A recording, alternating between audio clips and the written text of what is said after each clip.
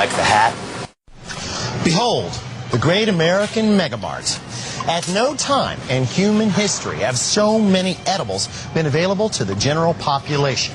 But did you know that the average American shopper has a list of fewer than 100 items from which he or she rarely deviates?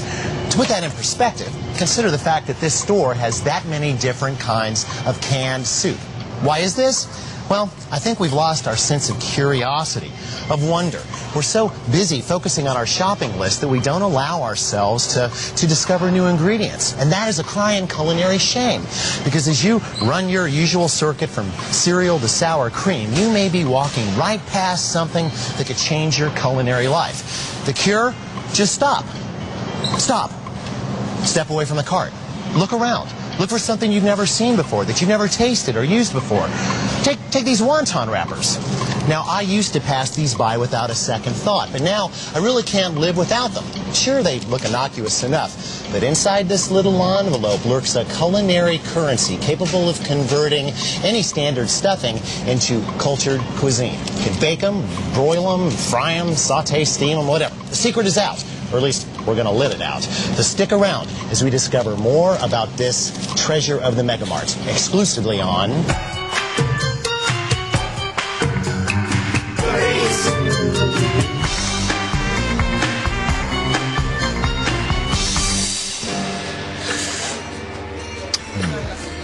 Now, the word wonton is actually an anglicized version of a Cantonese phrase, wan tan, which means cloud swallow. Ooh, thank you very much. It's a moniker that makes some sense when you look into a bowl of wonton soup, a dish with which most Americans are familiar. They do look a little bit like clouds. Kind of, sort of, maybe. But wonton wrappers have many other uses besides cloud swallows. I mean, we've got pot stickers, steamed dumplings, heck, even those little noodles that they serve for your hot and sour soup can be made simply by cutting wonton wrappers into strips and deep frying them. Like fresh pasta, wonton wrappers are made with flour, salt, egg, and water. So, why not make your own at home? I'll give you two reasons. One, it's almost impossible to roll noodle dough thin enough, even with a pasta machine. And two, when the temporal chips are down, meaning I'm out of time, I'd rather spend my time working on the payload rather than the missile. Do you get my drift? Well, you will. Since a lot of things look like wonton skins that aren't wonton skins, we should take a little bit of time for our product review. Actual wonton skins, or wrappers, usually come in stacks of 60 to 73-inch squares. Now, I dig the square shape because I think it's versatile and easy to use. But if you just gotta have round, look for gyoza wrappers or pot sticker wrappers. They are exactly the same thing as wonton wrappers, only they are round. Now, going up in size, we've got spring roll wrappers and even larger egg roll wrappers. Now, they are not exactly the same recipe as wonton skins. They're not as flexible and they're harder to seal. So I don't use these for dumpling type applications. Moving on up, we've got rice paper, which is a brittle, translucent cousin of the wonton skin. It's ideal for steaming, but you have to soak them before you use them, and you don't keep them in the fridge, and they are not interchangeable with wonton skins. Neither are mushu shells, which are usually called Chinese tortillas, because they have so much in common with their south of a, no, sorry, that would be our south of the border canned tortilla. Well, you know what I mean. I'm sticking with these. The Chinese desire to achieve balance in all things, culinary and otherwise. Yin-yang, dark, light, great taste, less filling. Now in a wonton, this is all wrapped up in the principle of fan cai. Fan, or starches and grains, need to be balanced by the cai, or that is the meat and vegetables. By definition, a wonton has perfect fan cai, thanks to its balance of filling versus wrapper, thoughtful flavor combinations, and the contrasting kugan, or mouth feel. Now, the perfect pot sticker, for instance, has both a crusty golden surface and a plump, moist body. Of course, the only way to achieve this is to go against every natural instinct and actually encourage the food to stick to the pan. First, the payload software. We have 1/2 pound of ground pork, 1/4 of a cup of chopped scallions or green onions, 1 egg lightly beaten, 2 tablespoons of finely chopped red bell pepper, Oops. 1½ teaspoons kosher salt, 1/2 teaspoon of freshly ground black pepper, and I do mean freshly ground. We've got 1 teaspoon of light brown sugar. You can use the dark brown if you like.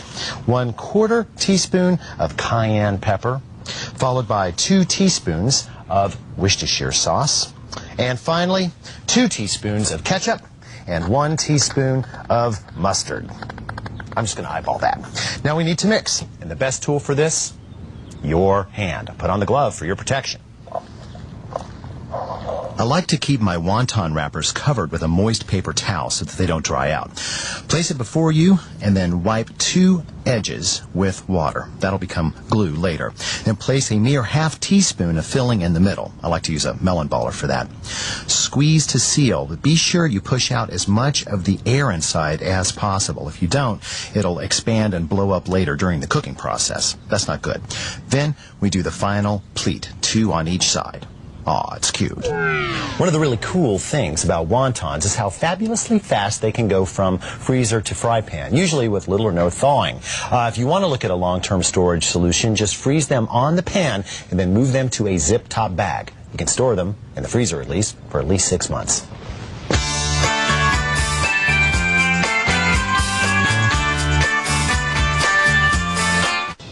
When it's time to execute your pot stickers, heat your largest skillet or fry pan over medium heat. Now, you don't want to use a nonstick pan here, because if you do, the pot stickers won't stick, and then they won't be pot stickers. You follow?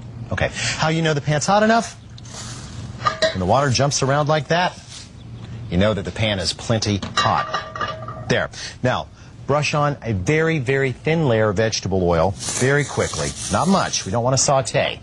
And invite 8 to 10 pot stickers to the party. Do not overcrowd the pan, or the heat will drop and you won't get enough heat to stick. Let these sit without touching them for 2 full minutes, okay? No matter what you see or hear or think is going on in this pan, just walk away.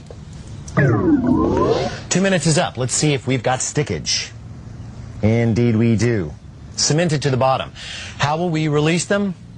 Chicken broth. Chicken stock, you can use either. You could even use water, but it doesn't bring much flavor to the party. I've got 1/3 cup here. I'm going to dump it on and immediately clamp on the lid. Ready? Reduce the heat to low and walk away for another 2 minutes. Ooh, I got to clean my glasses. 2 minutes have passed, and look, I've been in crafts class. Of course, we need a place to keep our pot stickers hot while we cook the rest of the batch. So I made my own little aluminum foil wonton, which I'll stash in the oven. So lid comes off, and see how they deflated right away. That gives us the characteristic wrinkle of a pot sticker. If you've ever seen those in a Chinese restaurant, that's the sign that we've done things right. So I'm just going to scoop them up. Be gentle. Just because they've let go once doesn't mean they won't reapply themselves to the bottom of the pot. Do not turn the heat off, because we're going to go with another batch right away. Now, that one stuck a little bit, but that's all right. Take your time. Always approach the pot sticker from the back. And be careful how you hold your cone. There we go. Now, I'm going to seal this and put these into the oven. And before we do another batch, I'm going to quickly deglaze or clean the pan with water so we'll be ready for the next batch. Dip in a little hoisin sauce or maybe some soy mixed with honey. I promise you'll never order Chinese takeout again. Well, not very often at least. Of course, who's to say that we have to stick with Chinese flavors here? I mean, I can think of a dozen other cuisines that would perfectly fit in with the wonton treatment.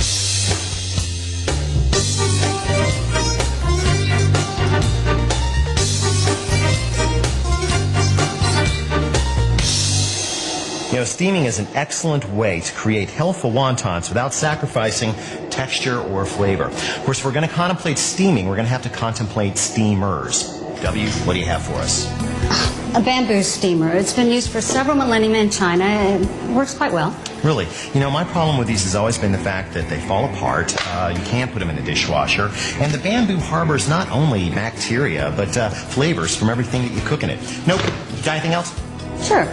2,000 years of tradition, just not good for you. No. All right, we have a stainless steel steamer, just like the bamboo steamer, only it's easy to clean and Cooks a lot of food at once. Wow. You know, the problem with these is they're really loud, and they're generally pretty expensive, and they take up a lot of space. And, you know, steel can get so hot that I'm afraid it'll actually burn the outside of the wontons and make them tough before the steam's done its job. Nope, don't like it. Got anything else?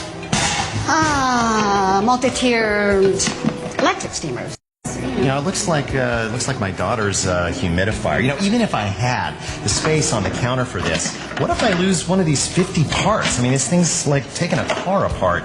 And, oh, these kind of timers, these are really irritating because they're almost always inaccurate. And that could be a really bad thing when you're dealing with wontons. No, I don't think so. What else you got for me? What else? No, this is it. I mean, you want to make one of those stupid things that you do. You want to make one of those stupid contractions. You had me bring all this stuff in here, and not. Give me that. Animal! You'll hear from my lawyer. Odds are good that everything you need to make your own multi-layered steamer is already in your kitchen, or at least at the grocery store. The secret? Perfectly perforated pie pans, the disposable kind with spacers in between. You can use either pastry rings or tuna cans with both the top and bottom cut out. The bottom of the pot, ½ inch of water.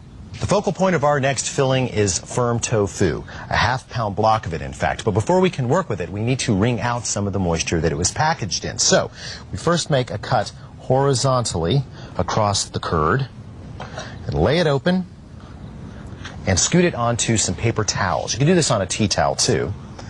There we go. Now, simply layer the paper towel over thusly, folding, flip it over so that most of the paper towel will be on the bottom. Add a little weight on top of something flat, like a colorful platter, and leave for 20 minutes. Meanwhile, we can contemplate another ingredient.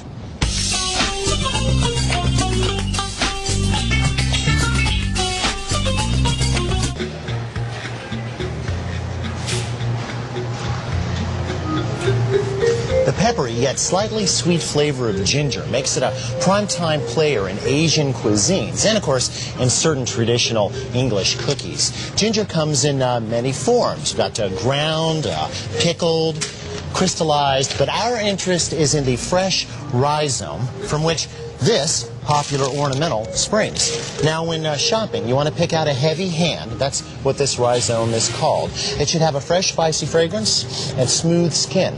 Unlike certain middle-aged television personalities, a wrinkly rhizome is past its prime. It should be avoided. Now, to keep this fresh, store it in the fridge, wrapped in a paper towel and inside a plastic bag. There, you'll probably get about 3 weeks out of it. If you want to get 3 months, just seal it up tight and toss into the freezer. Oh, do not try substituting this with this. The ground is okay in desserts, but it will not work like fresh in wontons. Oh, and if you're lucky enough to shop in a store that has young ginger, just keep in mind that, well, that's exactly what it is, young. So the flavor is going to be a little bit more subtle than it is in the mature version. You can use them interchangeably. You're just going to have to use more of this. There we go. Okay.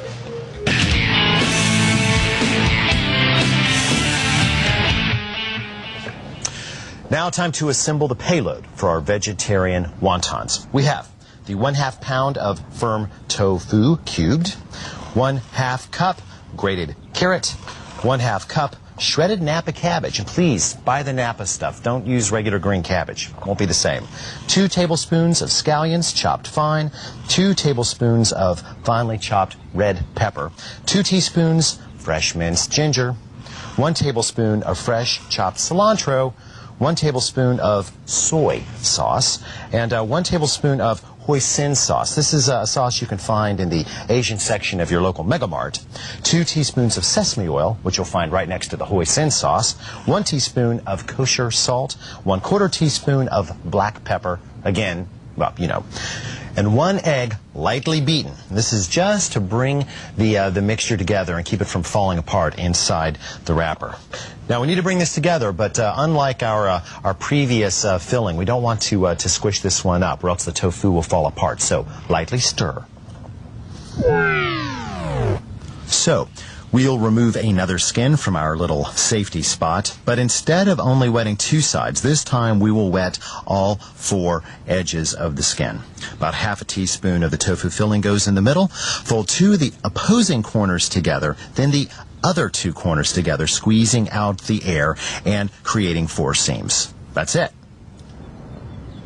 Our tofu dumplings are complete, but we still have one pre-steam maneuver to accomplish, and that is we've got to lube up these pie tins, or they will definitely stick to those wonton skins. And I'm just going to give them a quick blast with no-stick spray, and I'll do this somewhere else.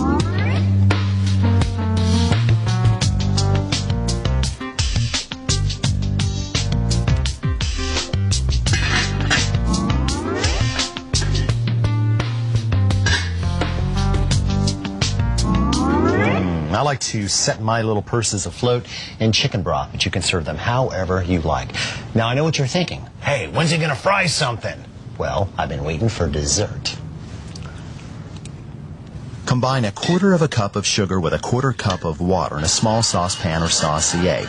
Bring that to a simmer over medium heat, stirring occasionally. We just want to dissolve the sugar here. In the meantime, split and scrape 1 vanilla bean.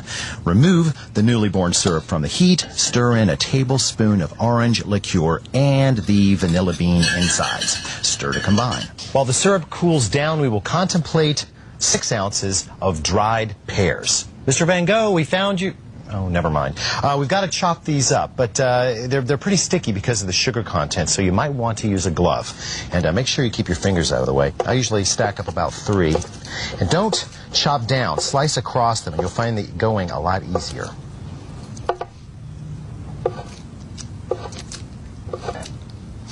You can use just about any dried fruit that you've got around. I'm using pears, though, because, well, it's what I've got laying around, and they taste good. Now, move these to the work bowl of your food processor. I know what you're thinking. Why not use the food processor in the first place? Well, when these pears are whole, they are so sticky that they just grab hold of the blade and spin. You don't really get anywhere. Once they're chopped, however, they'll chop even finer. So pulse a few times.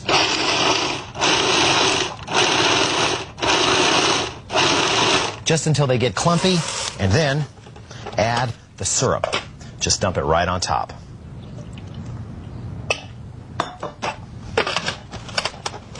And pulse until smooth.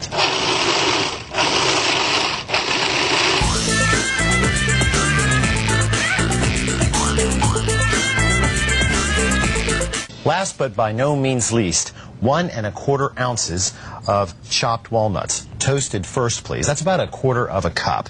And we're going to put that in a bowl and add the pear mixture. Now, you're probably wondering, well, why not chop the nuts in the food processor? Well, because we turn them into walnut butter, which is good, but another show.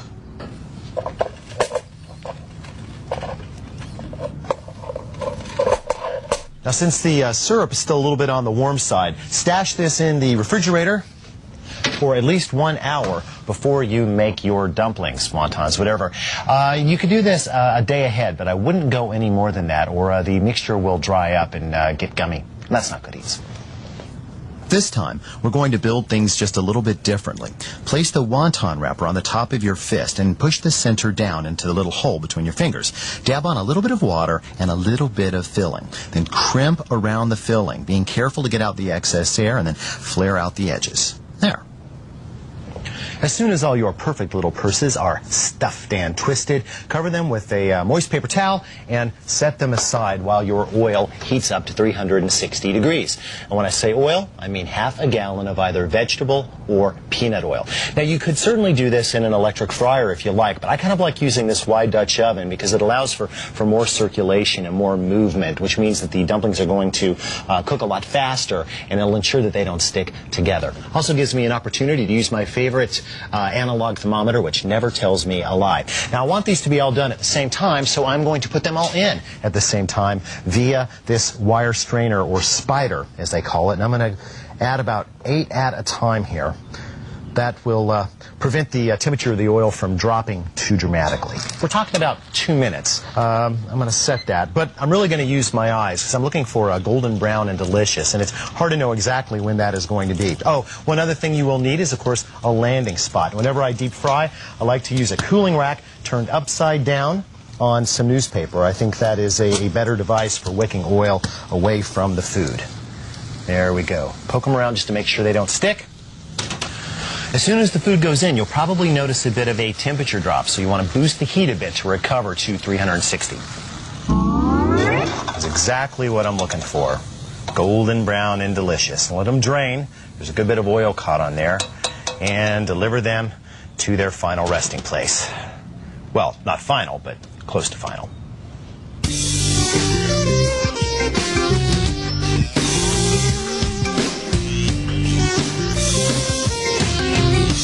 We took the time to explore our Mega Mart.